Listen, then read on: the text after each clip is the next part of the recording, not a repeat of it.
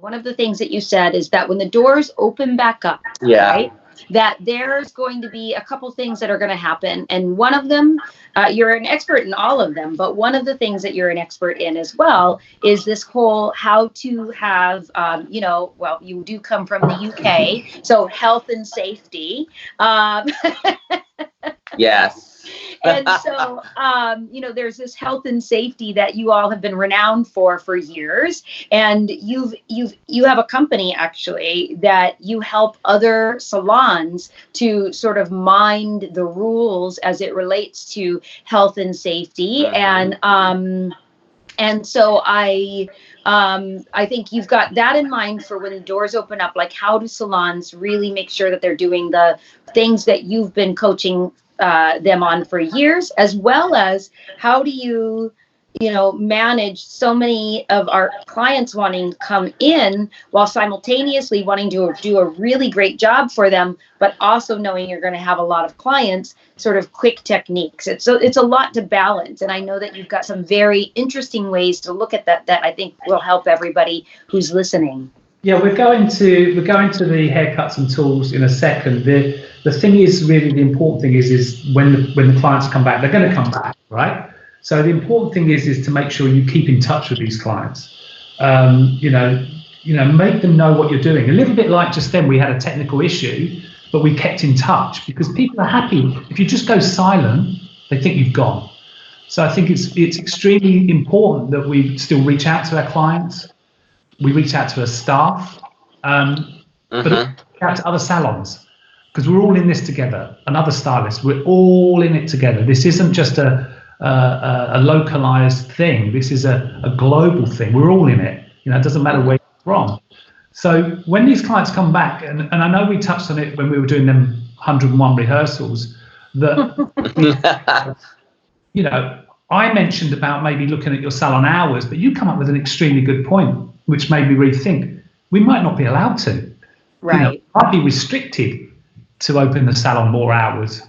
So, how are we going to deal with that? And I think that using technology, online consultations is going to be key. That chat face-to-face with your client, see where they're at. Because every one of your clients as well, which is really quite exciting in a positive way, they're going to come back like a brand new client.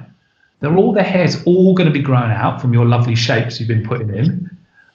Some of them might have cut a few of the bangs, might have cut a little divot out here and there. Right. So you're not going to see your haircut back as you did like every 6 weeks on an average visit. You're going to see different types of clients, even though you've known them for years. They're all going to be brand new clients, and to me that's quite exciting. That's a good time to get going on that. I think as well, just on a point before I start cutting hair, is I think they're going to be used to social distancing as well. I think they're going to be scared. So I think that we've really got to be clever how we position people in the salon when we open the door and have appointments. Don't just ram them all in as best you can to get your money back. I think the clients that appreciate the fact that social distancing is going to become a little bit normal, they're going to want to still keep a gap and a distance. Yeah. And hygiene is my thing. Yeah. Hygiene is the thing that I've been battling on about for many, many years, about cross-contamination. The way I say it is if I combed my hair now and then passed it to a complete stranger and said, now comb yours, they'd say no. They'd go, ugh. You do that all day, every day. Oh, man. I don't want to. This isn't the sales thing, but what I make sure I do is I clean up my stuff. It goes on, it cleans it, but I do that with everything I use. So it's the scissors, it's everything. Before Excellent. I go to the client, it's a theatre of hygiene, and I think that's going to be absolutely crucial in this time when they come back into the salons. So that's I love that you call it a theatre of hygiene. Yes, exactly. Can you show us what you're using, Paul? The product is called Clean It. It's a salon hygiene solution, but if you go to cleanit.world, that's the website, and then there's also a hand sanitizer version that's important, because I find with the gel sanitizers, I put them on and I get all sticky, so I can't then cut hair. Yeah. This doesn't. This has got moisturizer in it, so it softens the hands, but it's now dry and it's ready to go. So my hands haven't got all that sort of gloop and jelly feeling on it. So I've been working on that for many years now, probably about 6 years. Amazing. So Casey's just popped up the www.cleanit.world onto the screen, so we can have everybody go there. We'll also put it in the chat so that they can take a link and go over to the amazing products that you have that were designed for health and safety with the hairdresser in mind. So that's awesome. Paul, before you get into doing your haircut, I just I need a little something from you, because I think you have your background blurred, which how do I do now? Bear in mind, you did notice that I'm called Granddad in the chat. You are? Yes, that's our nickname for Paul. We call him Granddad. I didn't know that. Okay, so let's see where I'm on settings. Yeah. Audio and video. Yeah, it should say oh look, there I am. Go, because what happens there you are outside of you, then it ends up getting a little blurry, so it was difficult to see the cam. And now we can see your beautiful mannequins that you've got back there. It looks like up back there. Yeah, lovely home. This is my kitchen. Yeah. This is my kitchen. So let's get on to a little bit of education. I know we're going to be pushed a bit for time because we want to try and catch up as well. So I'm just going to stand up a bit, and feel free, guys, to ask questions at any time. And let's make this as interesting and as fun as possible. Now, so many people are calling you Grandpa. I had no idea. I don't think you're old enough to be my grandpa, just for the record. No. I'm much older than I look. I'm just saying. I hope it's to do not with my looks, and rather the fact that I've been with the brand a long while. I think it's that you're the original gangster of education, Paul. That's what I'd like to think. I'll take that. So I think he should be called the Don then. Yes, Don exactly. I think that's a much better name than. Yes, I think we change his name now to the Don. Okay, as long as everyone agrees with that, I don't mind turning up around the world going to Don. I'll take it. We will make it so. All right, Paul, take it away. Haircutting in this time of creativity is important. So what have I been doing myself to keep myself creative in these times? Now, if many people know me, I trained in London many moons ago, but it was the time when you didn't colour, you either cut or coloured. So I find that education at this time is extremely important to learn the things that you don't know, right? Because a lot of people learn the things that they know, and they go on courses at the courses they feel comfortable with. I've been doing colouring. I've been colouring mannequins. I've been learning the theory. A friend of mine called Jo Norton has been. We've been doing little classes every 2 or 3 days, and she's been teaching me colour. And that's been amazing. We've been working with Anne-Marie, Jade, and Daniel as well. And there's been 5 of us doing little jams together, just to learn about haircutting and colouring. And it's been so interesting. So I think that's an important thing. Learn what you don't know. Don't learn what you do know. Okay. Yeah. And what I think as an educator, it's the same as an educator. You've got to, when you educate, you've got to keep learning to pass on the education. If you stop learning as an educator, you're going to run out of things to say. You're going to run out of things to teach. And I think it's so important for educators to keep learning, all the time. So I've been really working hard in this time to keep learning, and I've been looking at my own weaknesses. And I do call them weaknesses because I know I could have done better. I've been in the industry long enough that I could have worked on them a little while ago, but I've got time now. So I'm sitting down, I'm doing it, and I'm actually really thoroughly enjoying. I never knew what a colour star was. What is that thing? You put that on. It's amazing. I'm really thoroughly enjoying it. So, with that in mind, I want to talk a little bit about scissors. Scissors are quite an amazing tool. We've all got them, but sometimes we don't know why we've got them and what they do. So I just want to give it a 2 second of what I would use to cut hair. Now, I'm just going to pick this blade up here. This is called the Stingray. Now, what's quite unique about this Stingray, it's got this little bend or this little arc going down the blade here. See that? Probably we're black, that's why I'm wearing black. So you can see this little arc. Now, that's really important to me because when I cut hair, I will be looking at the way the scissors sit with the hair. Now, this bevel or the blade or the sharp bit of your scissor, they come in all different degrees of sharpness. Now, this particular thing is a Stingray, and this becomes, this is a 50-degree angle in that bevel. If I look at something like another blade, this is called the Phantom. This has a 40-degree angle. So this will do different to this. So my first bit of advice is when you're ever looking at scissors, don't buy what you've got or don't look at what you already know. Learn about what you haven't got. Learn, get things that you know that you've got to learn how to use. You know. So I'm going to show you what a 50-degree will do. Now, when we were training, if you remember, take yourself back. There'll be some youngsters online, and there'll be some of us that are a little bit more mature. But you'll all remember the one-length haircut when you was doing a one-length haircut, and you went to cut it. And it looked like the hair was running away from you.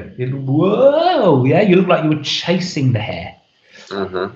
What was actually happening was you were pushing the hair away. You was actually pushing the hair. So as you was going towards the hair, your blade, as you was doing it, was actually pushing the hair away. And this would cause a corner on the ends. So when you looked at your one length, it'd have a little corner on. Of course, you tidy it back up and you carry on. But that's why it's there, because it's pushing the hair. What the Stingray does, it does the reverse of that. It pulls the hair into the blade. So actually, that's what that curve does for me. As I'm actually looking at it, as I shut the blade, hair will be drawn into the blade and make a blunter line. So what that looks like, if I want to then, I mean, I've already done this haircut already, and I'm just going to put a nice blunt line in. You can actually quite quickly just put that in and then shut the blade, and you will see the hair stays completely static. It doesn't push it away. It doesn't push it out the way. So I can actually feel quite comfortable to get a really straight line. Wow. Where? Really cool. Something else would try, if I do it with the other scissors, which is now a 30-degree, watch what happens. It's pushing it. Can you see the hair moving? Yes. You know, the action was exactly the same, but the blades are different. So that's why sometimes you feel more comfortable with the blades and not. Now, it's nothing to do with the fact that you're cutting it wrong or cutting it bad. Just maybe you've got the wrong angle blade in there. So I just want to give her a nice. So I didn't use the my pinky inside the shear to open and close it. Yeah, and this is called the Eastern grip. This has been around. If you study the Eastern grip, that was the Eastern grip. I actually am really bad at the Eastern grip. I've studied it. I've really struggled with that.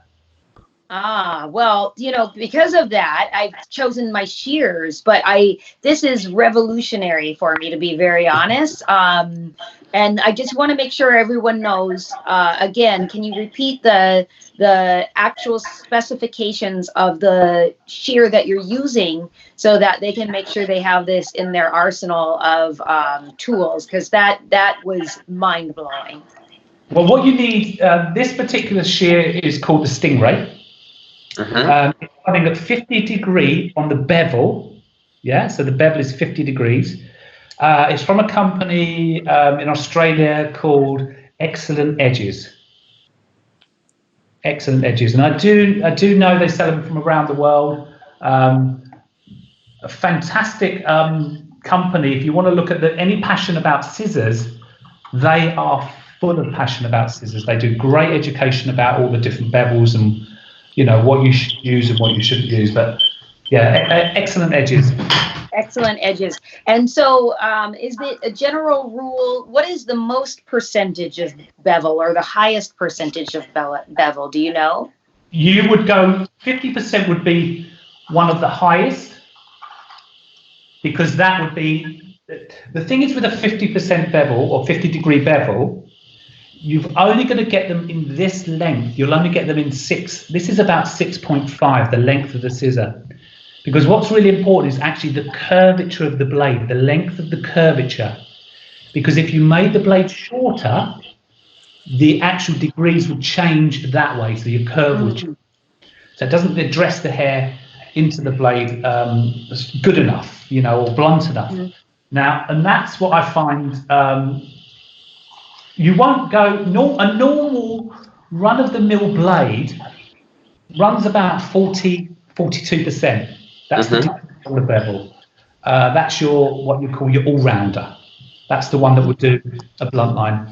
Now, if you've got a 42-degree scissor, the trick is as you go towards the hair, and I'm just going to put down the Stingray, and I'm going to pick up the Phantom, which is it's an all-rounder, but I'm going to try and get the bluntest line. As you go in with your blade, when you go to cut, pull back, pull back, pull back, pull back. What pulling back will do will draw the hair into the blade. Yeah? So stop you chasing it away. All right? And so can you just do that in slow motion for everybody? Because when are you closing the blade? Are you closing the blade on the pullback? Hang on, let's just have a little. Is that better? Can you get right in there? Yeah, that's perfect, Paul. That's perfect. Okay, I'm going to just re-arc this again. So as you go in, you go pull back.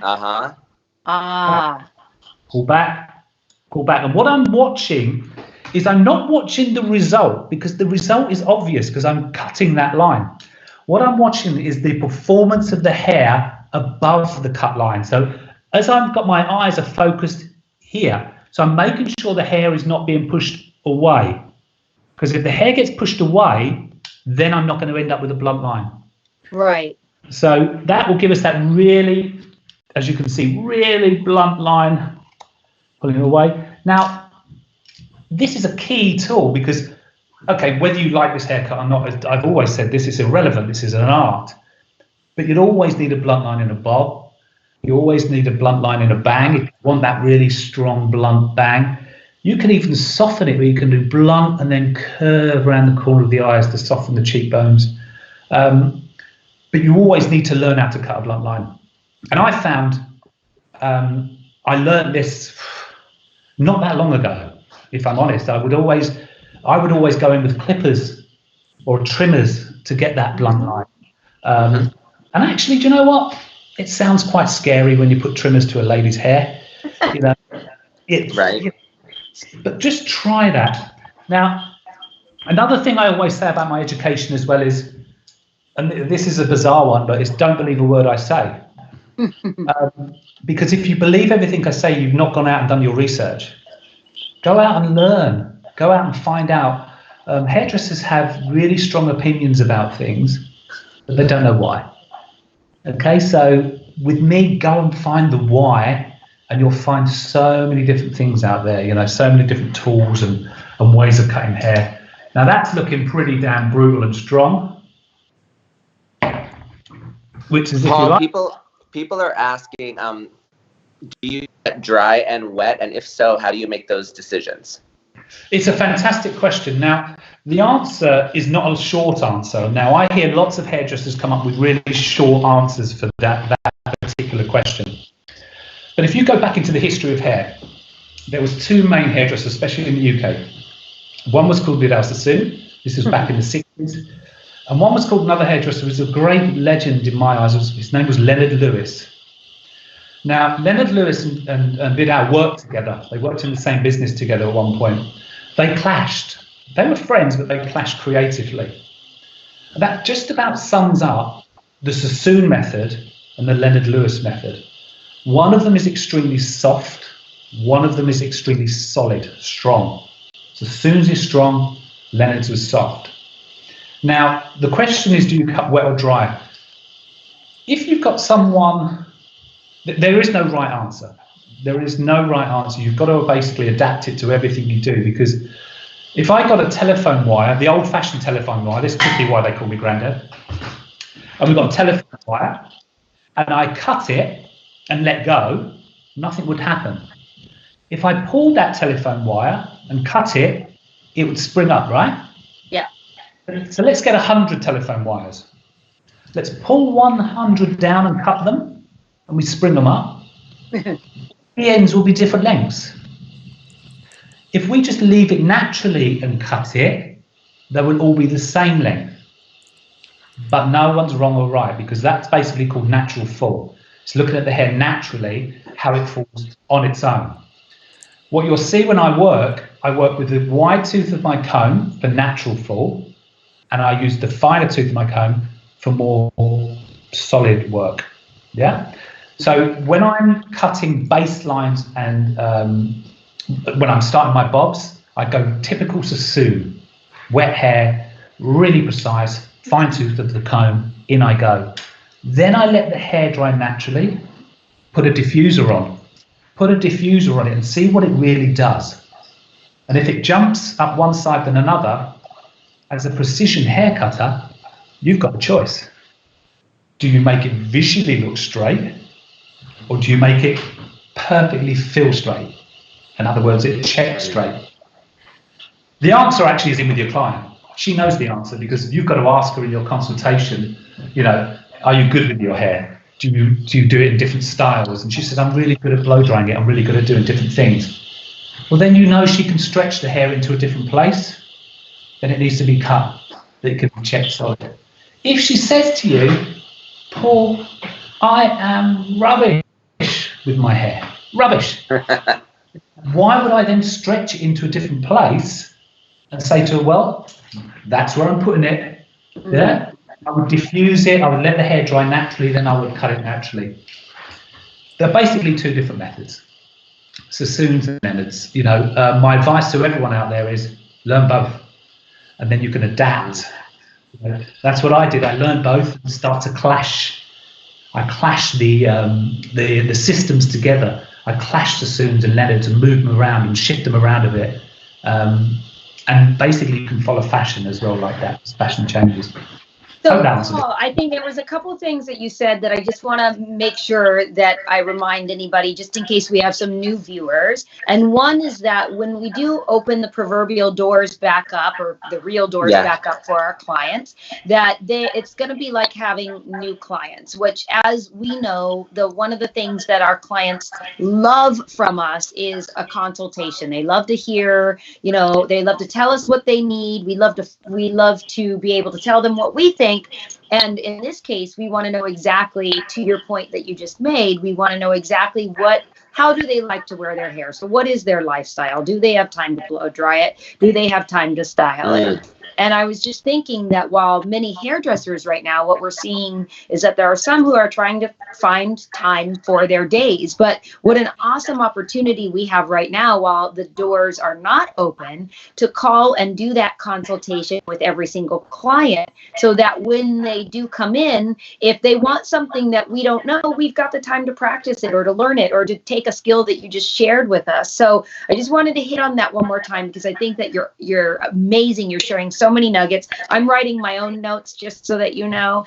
And I'm really appreciating all of this. But to all of the hairdressers who are watching, now is the time. Again, get online with your clients. Find out what they need right now and how we can support them, and what they want when they come back in. What is it that they want to do with their hair? And let's either brush up to make sure we know it perfectly, or simultaneously just have that planned out, so that when they do come in for their appointment, we can get right to it, get them in, get them out. They're going to want to be able to get in and out quickly. And I love these hot tips. Yeah, I 100% agree with you. And this is the key time to do that. I love the idea of online consultations, you know, talking to them they're all getting so used to using technology. If I can take the blur off a background, you know, we can all get used to using technology again. And for the first time, a lot of people are using Zoom or Skype or FaceTime. They're all using these, you know, these tools are in their hands. So they're not going to be surprised if you turn up on a screen. Yeah, there's a couple of questions, Paul. Is the type of comb that you use as important as your scissor? Yes, for me, yes. I personally prefer the YS Park ones. I've got all different lengths of them. Again, it doesn't just mean one. I get different lengths. If I was doing scissor over combing, excuse me for leaning in front of the camera, guys, and seeing my armpit. If I was doing scissor over combing, I use a cut safe comb, and what these combs are really cool, because what they've got is they're different widths. So this one here is wider. So it's like a guard. It's like a guard, but in your comb. So like a clipper guard. So that would be a number 3. That would be a number 2. Amazing. Number 1. Right. If I wanted to go tighter in, I go back to my YS Park. If I wanted to go further in, I go to my barbering combs. So I use the combs or the tools as well to give me the width of the length when I'm scissor over combing. So yes is the answer to the question. Also, these, I don't know if anyone, I mean, there'll be people online that maybe have seen me work before. I've got a reputation of cutting hair with a ruler. And basically, a lot of hairstylists would say, I would never use a ruler. I mean, I wouldn't do that, you know. I said, well, that's a ruler. These holes of your YS Park are exactly 1 centimetre, which is 2.5 millimetres in American. Yeah, these are exactly the same part. So it's a ruler, you know. So yes, you do use a ruler all the time. It's how you use it to balance, whether you use it or not, obviously.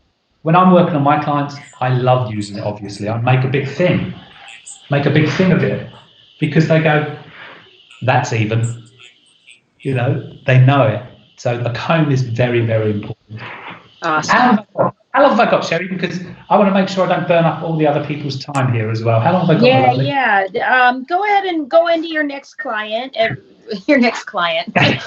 She has a client. We're in quarantine right now. Our mannequins are definitely friends and clients. He doesn't say much. Yeah, Paul, I mean, I'm so blown away. I'm taking notes too. Like, this information is just mind blowing. So please, like, we want to hear from you. If we go over a little bit today, you know, for technical difficulties, I think that's fine. I think what you're saying is so valuable. So please, like, continue. Yeah. Well, we just talked a little bit about scissor over combing then. You know, scissor over combing, I would always pick up a 50-degree blade so the hair doesn't move. Okay, so it stays a bit static. So this one's a number 2. What's really important is let the blade, let the comb do the work so it sits in tight next to the head, and I now know that will be a number 2. All I then need to make sure I worry about is the head position. The head position is key in any haircut, because if I put the head over to the side and I put my number 2 in and point to the ceiling, I'm going to leave a corner on. If I move the head up, put number 2 in and point to the ceiling, I start to take the corner off. Okay? So I can actually round a haircut by leaning her slightly into me. I can actually go against that. So instead of going, this would keep a very big corner on. This would start to round it off slightly. If I lean her head this way and cut and point down to the ceiling, it will round it off even more. Yeah. So I'm using a head position to give me the angle, not me. I'm just doing the same thing over and over again, right in with the comb. It doesn't have to be one of these combs. It can be your YS Park or your normal cutting comb. You go in to the ceiling, point the comb to the ceiling, and the head position will give me the angle that I'm looking for. Yeah, that will be different. Amazing. So that's with scissor over combing. That's just another little tip. I'm rattling through them all. Let's go and push the hair away. I want to now push the hair away from you. Okay? You see me pull the hair in, nice and blunt. Let's really soften this haircut. As we go up, you'll start to see as I go to cut the hair, it will just push it. See it? Yeah. It's not a very nice line at all. It's actually ugly. It's because what I've got to do is I've got to go in this way and push the hair away and shut the blade. And what happens is you look like you texturized it. But I've got a scissor in my hand. It shouldn't do that. It shouldn't be doing that. The reason it's doing that, I'm going to slow right down because I feel confident now it's working on the screen. I'm going to do it slowly. So I lift the hair up. I'm going to turn around a little bit so you can see her. So watch the blade. Let me try and zoom in. I'm just getting technical and zooming in. As we shut the blade, looks great. Fully shut. Watch it shut. Look at the hair push away. Can you see the hair pushing? Yeah. But the blade, you can see I'm not doing anything clever with the blade. I can even look away. Because what I know I'm doing is I'm pushing the hair. So what happens is I'm getting it so soft. And that's because this is 30 degrees. That unbelievable. So good. How did I never know that? If we ever met, darling, you'll get bored with me. I go on and on. I doubt it. I doubt I'll get bored of you. So pushing it away, pushing it away, pushing it away. So what happens is I'm in control, complete control of the texturizing or the softening of the hair. So it's really, really softening it down. Push, push, push, push, push, push. Again, if I try to cut a straight line, it doesn't do it. Look, won't do it. I am trying. It won't do it. So that's all to do with the tools that I'm using. And I think a lot of the time we underestimate, or we not underestimate. It's probably the wrong word for it. We just get what we know we've got. You go and get a pair of scissors and you go, well, I like that one. So you then get another one. Oh, it's about time I got another one. No. Go and get them sharpened properly, get them serviced properly, and get yourself a new blade, a different blade, and enjoy it. How often do you recommend servicing your shears, and how often do you normally? Okay, the routine that I have every single day in my salon is I go through, I make sure that I oil the blades. The blades get oiled every single day. Ooh. Every day I put a little drop in there and then just rub it up the line there. Take that off. I will then use hygiene spray as well on every client. So you've got to make sure if you're going to use a hygiene spray, you've got to make sure you oil because this will take everything off. Yeah? So it forces you to actually look after your blades. Now your blades, they should, in theory, last you a long while if you do that. The way to check whether they're going is when you open the blade, and my dog's just come downstairs to see what's going on. Send her off. When you open the blade, you should be able to just gently let it open. Let me just let it open. And then you should be able to shake it. Yeah? And if it shakes and stays at that angle, that means they're sitting right. That's the ultimate cutting position for the blade. If they drop open, they're too loose. If they actually don't do anything, they're too tight. Okay? Now, if they're going to be too loose, you will wreck the bevel of your blade very quickly. Right. You'll wreck it very quickly. If they're too tight, you'll actually wreck your own body because what happens is you start to get arthritis in the hands ache because you're actually working the blade too much. If you do all that, Alfredo, if you get all that sorted out, you're oiling every day, you're servicing your scissors, you're keeping the tension right, they can last you 2-3 years, before they start to feel like, me personally, I tend to not like to get them serviced anywhere but from the place I bought them from. It's one of them things that I learned the hard way. I had a beautiful pair of scissors, they were K-shows at the time, got them serviced and they come back and they were never the same. Paul, a couple more questions have come through.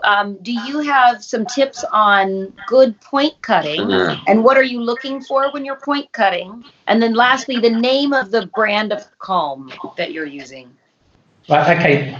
I'll answer the comb first. That's an easy one. That's YS Park. And they are Japanese. It's just that, Y and then S Park? Yeah, Y, S, and then Park. And I think Park is P-A-R-C. Park. Yeah, it is, yes. I had the pleasure of meeting him not so long ago. What an amazing man.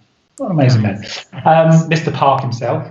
And the point cutting technique, the biggest technique I can give you, if you've got an all-rounder scissor, I like to, when I'm point cutting, I like to then, when I'm lifting the hair up to protect the density, the finger position is where you're protecting the density. So downwards. If you were point cutting here, the result is really not going to make too much difference. Okay. So I like to then make sure the protection area is nearer the root. And then I look at the area where I'm actually going to point cut, which is quite a high, always for me is always quite a high area. So there's a lot of hair standing up. And then you make sure that when you bring your elbow up, the back of your hand is pointing to your face. Okay, so the back of your hand is pointing to your face. And then all you then do, you determine how much weight you're going to take out. I love this. It's so lovely looking at you, Steve. You determine the amount of weight you're going to take out by not moving this, by moving this. So the blade changes direction depending if my elbow comes down or down. So if I wanted to take a lot of weight out, my elbow comes down slightly and I can actually take a lot of weight out. If I don't want to take too much weight out and I want to keep all of my shape, my elbow comes higher and the blade will then address the hair steeper. Yes? Got it. Excellent. Excellent. Is there a particular oil that you use for your shears? Again, the oil that I use, there is a make of it as such. Off the top of my head, I can't remember the actual oils make, but I use the one that comes with my scissors from Excellent Edges. So they come up with a lovely little, Camellia, PTFE scissor oil. There you go. So it says it on it. So that's how much attention I paid to this little beauty. But that's the one I use. It comes in this lovely little bottle. I mean, I've had these for a while and I've got tons of oil still left in there. Well, if you don't mind, if you would post this, take a picture of your tools as well as the oil and tag us. We'll go ahead and we'll put that into our Instagram feeds at Alfredo Lewis and at Sherry Doss on Instagram, as well as at Paul Falltrick, right? What is your, is that right? It's Paul Falltrick, but Falltrick is 2 L's. Good job. We'll get Noah to put all of those into the chat so that you all can see them. So just to recap before we go, Paul, I took down 5 key things. You can tell me how I'm doing. 1 is to consult now, so we know what to do when we go back. And Patty Rodriguez had said it's a great time to reinvent our consultations. 2 is to get to know your tools and what they do. The 3rd is to oil your blades every day with the oil that comes with your shears. You're going to let us know what those are. Number 4, clean with a hygiene spray, which you can find. You're going to, again, that'll be put into the chat and we'll share that. And 5 is to service your tools from where you bought them. Now, that's in addition to the amazing tips that you shared. I love every single one of them. A 50% bevel is going to give you a nice strong cut. 30% or under that is going to push the hair a little bit. If you still want a strong line, you're going to pull back as you're closing out. And if you want more softness, then you're going to use that lower percentage bevel in order to get softness in the hair. And then when you're point cutting, it's all about your elbow. More weight your elbow goes down. Less weight, your elbow goes up. Am I getting it right? Yes, I live. Good student. I live. And you know, Paul, something that you said in the beginning, just like the bigger, is just what you said about, I loved what you said about education and about keep learning, you know, no matter how long you've been doing hair, you know, that we should always be pushing ourselves to learn what we don't know. You know, for those people that were joining a little later, that was one of the first things you said, and that like really struck a chord with me. So thank you for saying that. It's been an absolute pleasure. I'm so jealous that my time has come and gone first. There's some amazing artists coming. I mean, I've looked at the lineup, you know, Mr. Benson, you know, Michelle, you know, just there's so many. I'm just reading down it. Tabitha's in there. You've done so well to put this together. You know, thank you from the bottom of my heart.